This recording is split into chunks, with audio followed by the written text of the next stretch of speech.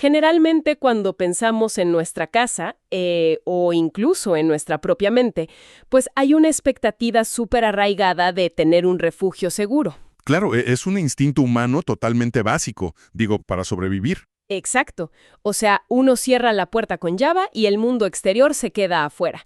Confiamos muchísimo en lo que ven nuestros ojos y sobre todo en nuestros propios recuerdos. Y esa es una necesidad psicológica fundamental para poder funcionar en la sociedad. Cualquier persona necesita creer que su percepción de la realidad es sólida. Sí, que su memoria no le miente. Así es, y que su entorno inmediato es, pues, en su mayor parte, predecible y seguro. Si le quitas esa certeza a alguien, la mente simplemente colapsa. Qué fuerte. Pero luego al adentrarnos en este mundo oscuro de las operaciones psicológicas encubiertas y el acoso organizado, resulta que esa puerta con llave no sirve de absolutamente nada. Para nada, o sea, se vuelve una ilusión. Hoy vamos a hacer una inmersión profunda en un panorama donde la realidad misma se convierte en un arma. Y honestamente, para quienes nos escuchan hoy, les digo que es aterrador. Bastante aterrador, sí. Tenemos sobre la mesa una pila de documentos históricos desclasificados y también guías contemporáneas que son verdaderamente reveladoras. Así es, nos vamos a basar en el informe súper exhaustivo llamado COINTELPRO, The Untold American Story, también en archivos detallados sobre la táctica Zersetzung del Stasi en Alemania Oriental. Y, por supuesto, en recursos modernos sobre el fenómeno del acoso organizado o esto que en inglés se conoce como gang stalking. El objetivo de nuestro análisis a fondo hoy es trazar una línea evolutiva muy clara de todo esto.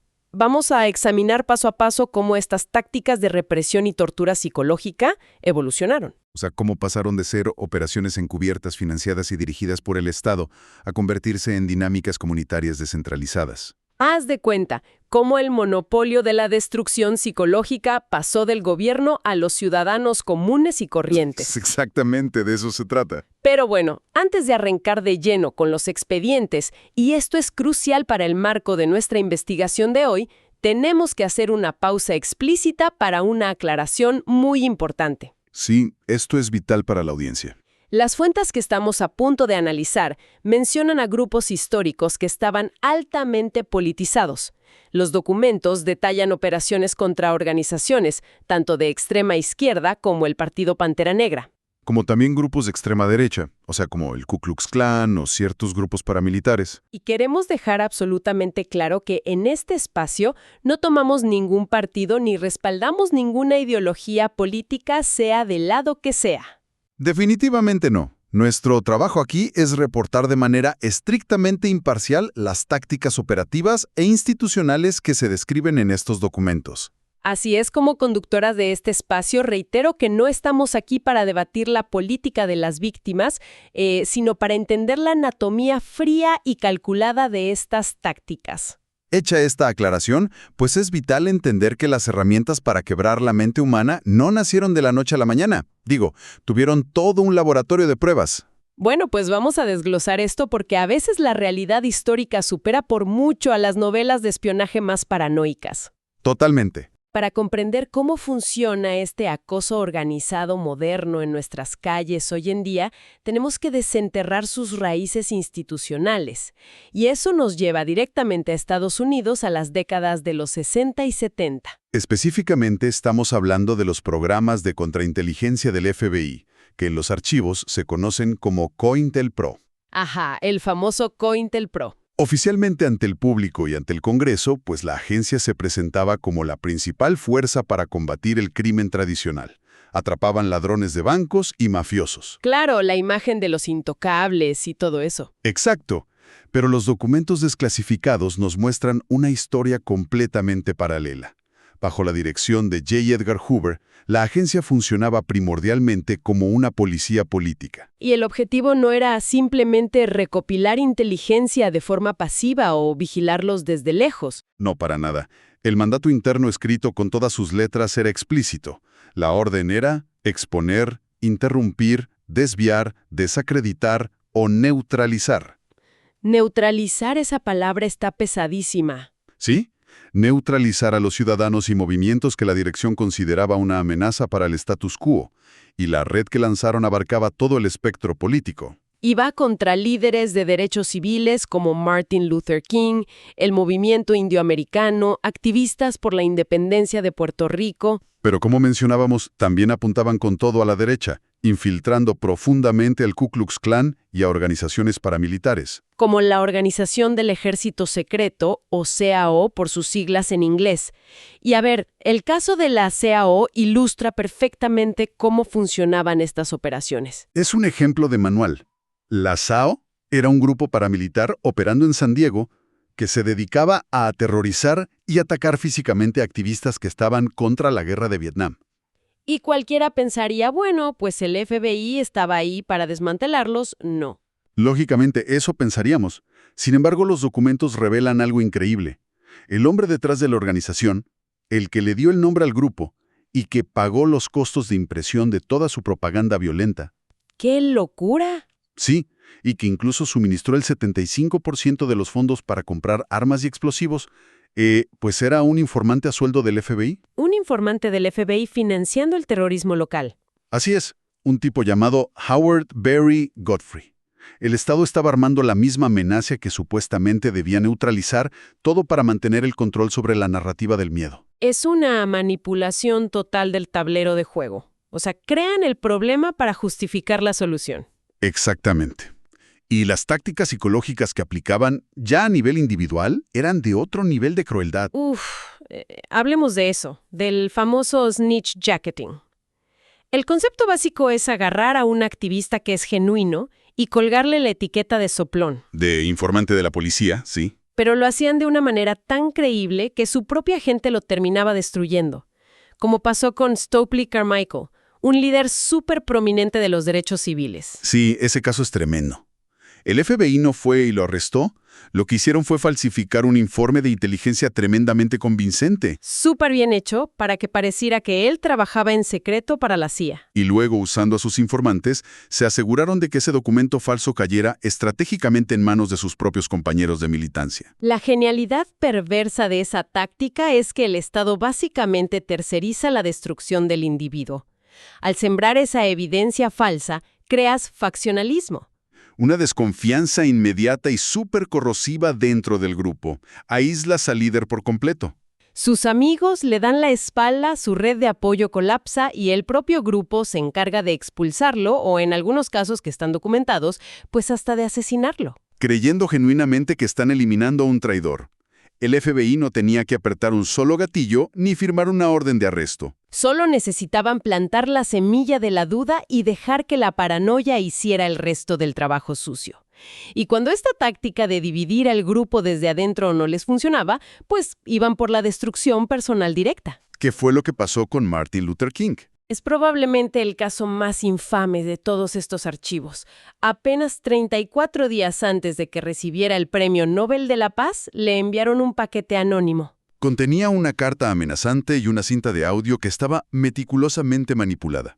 Habían intervenido sus habitaciones de hotel y grabado conversaciones, ruidos, y lo editaron todo junto para fabricar una supuesta evidencia de encuentros sexuales ilícitos. La carta lo llamaba un fraude colosal y le daba un ultimátum brutal. O te suicidas antes de recibir el premio, o enviamos esta cinta a la prensa y destruimos tu legado para siempre. Es que es un intento de asesinato psicológico puro y duro. Y esta maquinaria no perdonaba a nadie, ni siquiera figuras públicas que eran ajenas a la política directa. Como el caso de la actriz de Hollywood, Jean Seberg. Varios grupos de derechos civiles. En 1970, cuando ella estaba embarazada, la inteligencia orquestó una campaña de difamación en su contra. Plantaron una historia falsa, usando fuentes anónimas, en las columnas de chismes más leídas de Hollywood, diciendo que el bebé no era de su esposo, sino de un líder activista. El impacto de ver esa mentira en los medios nacionales, sumado al acoso constante, fue tan brutal que Seberg sufrió un colapso nervioso. Intentó suicidarse con pastillas. Lo cual provocó un parto prematuro súper traumático y el bebé murió 2 días después.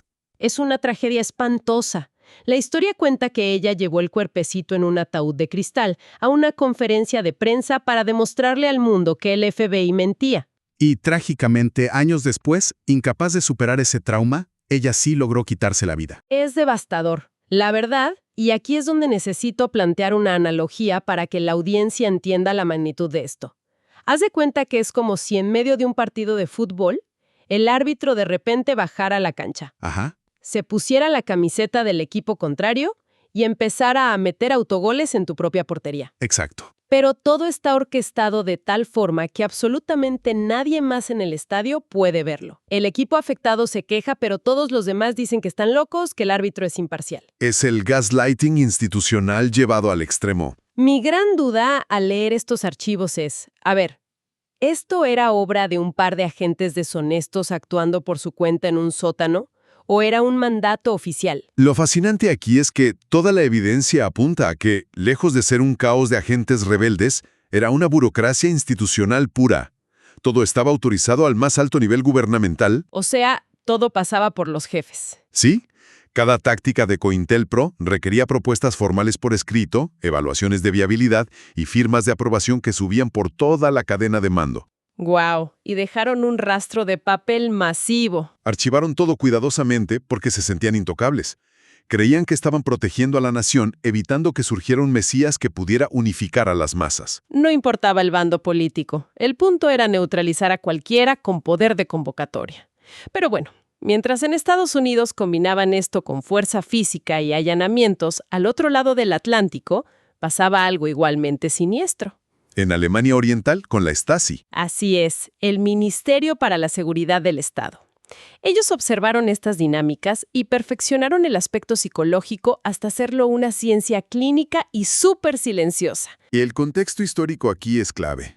En los 70, la República Democrática Alemana quería reconocimiento internacional y legitimidad. Estaban firmando tratados prometiendo respetar los derechos humanos. Entonces, las altas esferas se dieron cuenta de que no podían seguir metiendo a todos los disidentes a la cárcel porque eso dañaba su imagen en el exterior. Ahuyentaban la inversión y la diplomacia, claro. Necesitaban algo invisible. Y así nació la formalización de la táctica conocida como Zersetzung. Zersetzung, una palabra alemana que se traduce literalmente como descomposición o biodegradación, pero aplicada al alma humana.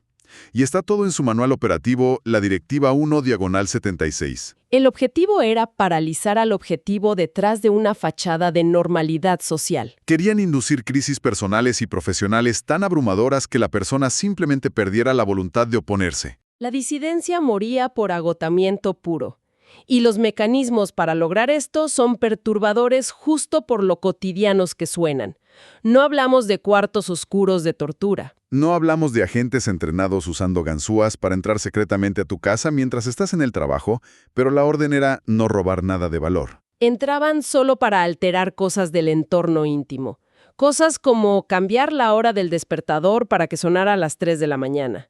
Mover los calcetines de un cajón a otro. O reordenar los frascos en el refrigerador, cambiar el tipo de té que tomabas todos los días. A ver, aquí es donde se pone realmente interesante, pero quiero hacer de abogada del diablo. Leyendo las fuentes, uno se topa con un muro de incredulidad. Ajá, claro, suena a ficción. O sea, mover calcetines o cambiar el té de lugar suena casi a una broma infantil pesada. ¿Cómo es que un simple cambio de calcetines logra destruir la vida de una persona funcional? Si conectamos esto con el panorama general, tiene todo el sentido del mundo. Suena absurdo pensar que un Estado invirtió millones solo para mover calcetines. Sí, da risa al principio. Pero la psicología del terror aquí no es el calcetín. Es el mensaje constante de que pueden vulnerar tu santuario más íntimo cuando quieran. Y no hay nada que puedas hacer. Es violar tu percepción de seguridad básica. Inyectar una disonancia cognitiva tan fuerte que empiezas a dudar de tu propia memoria. Imagina despertar un martes y ver los muebles a 5 centímetros de donde los dejaste. El miércoles el despertador no suena. El jueves las toallas están dobladas diferente. Empiezas a pensar, ¿me estoy volviendo loca? ¿Alguien tiene llaves de mi casa? Y allí es donde se vuelve diabólico, porque fomenta un aislamiento social perfecto. Cuando la víctima intenta denunciar esto, ¿qué le dice a la policía? Oiga, alguien del gobierno entró y me movió mis calcetines. Suena absolutamente delirante. Sus propios familiares se alejan pensando que tiene un brote psicótico. El Estado incapacita a la persona sin disparar una sola bala. ¿Qué nivel de manipulación? Y las tácticas iban más allá. Tenían escuadrones de agentes Romeo para seducir esposas y destruir matrimonios. Enviaban catálogos de productos no solicitados a la casa. O hacían llamadas de emergencia falsas a medianoche para que los vecinos pensaran que el objetivo era súper problemático. Incluso había rumores de que usaban máquinas de rayos X escondidas en las paredes para enfermar de cáncer a los disidentes. El terror de pensar que tu gobierno te está irradiando en secreto. Buscaban la vulnerabilidad central de cada individuo. Si tenías tendencias al alcoholismo, te arruinaban socialmente para empujarte a beber. O si tenías inseguridades laborales, orquestaban fracasos sutiles con tus jefes. Usaban a toda la red comunitaria, al panadero, al vecino, para esparcir rumores. Era sofocante. Pero bueno, la historia avanzó, el muro de Berlín cayó, COINTELPRO fue expuesto. Y uno pensaría que todo esto se quedó archivado en los libros de historia, ¿no? Pero las fuentes contemporáneas nos dicen que estas tácticas no desaparecieron, sino que se democratizaron. Lo cual nos lleva al acoso organizado moderno o gang stalking en la era de Internet. Esta evolución es peligrosísima, porque las tácticas de descomposición ya no las controla exclusivamente el Estado. Según los testimonios y manuales actuales, se define como el esfuerzo coordinado de grupos o redes vecinales para intimidar, silenciar o vengarse de un individuo. Usando la misma filosofía del desgaste invisible de la Stasi.